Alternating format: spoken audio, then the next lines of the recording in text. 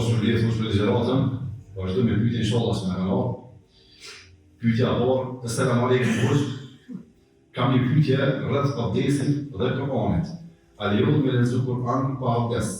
Dhe a ka dallim mes leximit prej telefonit dhe prekjes në mushafit librit të shenjtë Kur'anit? Nëse ka mendime të ndryshme të dietarëve, cilat janë dhe cili është mendimi më i saktë, Allahu i shpërblet me të mira dhe ju ruaj. Wa alaikum assalam wa rahmatullahi wa barakatuh. Gjithë çështja cilat rreth një ajeti Kur'an, të cilin Allah subhanahu wa taala duke folur për Kur'anin ka thonë la yamassuhu illa al-mutahharun. Nuk e prek atë për Kur'anin, për emri është atë Kur'anin, illa al-mutahharun, përveç atyre të cilët janë të pastërt.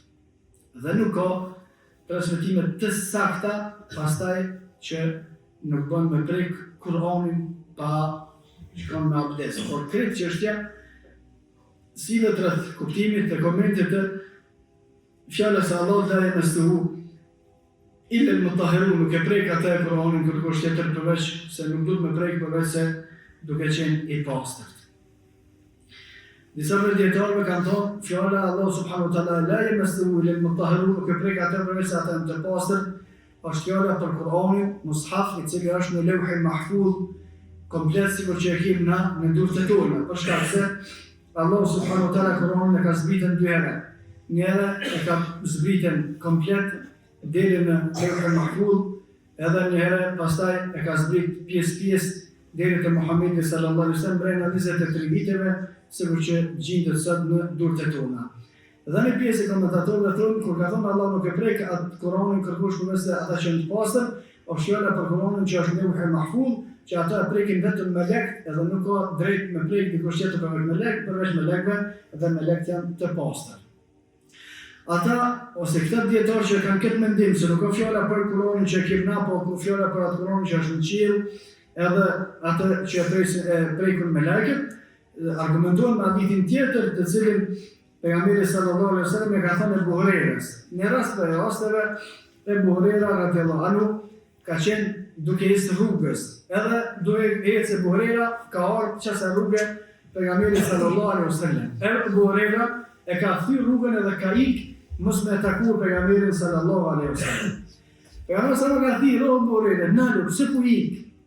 Ebu Hurajra ka thonë i dërguari i Allahut, "Unë kesh gjunub, edhe nuk i papastër, edhe nuk dashta që me prek të dërguarin e Allahut duke qenë unë i papastër." Edhe pejgamberi sallallahu alaihi wasallam ka i thonë Ebu Hurajrës, "O Ebu Hurajra, besimtari nuk dytet, besimtari nuk bëhet i papastër, kur sa është i pastër në imanin e tij. Edhe nëse ka papastërti fizike, është i pastër në shpirtin e tij, në imanin e tij." Dhe kjo është e saktë. Për shkak se në surën Tauba Allah subhanahu wa taala kur ka folur për mushrikët ka thonë innamal mushrikuna najas. Mushrikët janë flisima. Ata dhe me lojë, me sapune, me tulli farë mjetit, pastrimit, ata apet mesin najas. Se nuk është problemi në tjashme që janë të flisht, ata janë në shpirtat e tyre, në shirkun e tyre, në kufrin e tyre, në mërësin e tyre janë të flisht. Dhe kjo pjesë e dietarëve thonë bën me prej Kur'anin edhe pa abdes besimtari, për shkak se besimtari është i pastër në aspektin e imanit, në aspektin e shpirtit, në aspektin e besimit. Mendimi i dytë i dietarëve që unë mendoj se është më i saktë, është mendimi se nuk duhet me prej Kur'anin që është mushaf pa abdes. La yamassuhu illa al-mutahharun, nuk e prek atë askush përveç se ata që janë të pastër dhe i pastër në nivelin më të lartë është besimtari kur është me abdes. Dhe këtë mendim e kanë gjithashtu pjesë e madhe e dietarëve dhe mendoj që është mendim më i saktë. Por me kusht me bë sqarimin se është fjala për Kur'anin i cili është veç Kur'an, s'ka kurrë tjetër. As nuk ka tefsir mrena fletave, as nuk ka përkthim, as nuk ka kurrë, është veç Kur'ani, që është mushaf që ta nuk lejohet me prek pa abdes.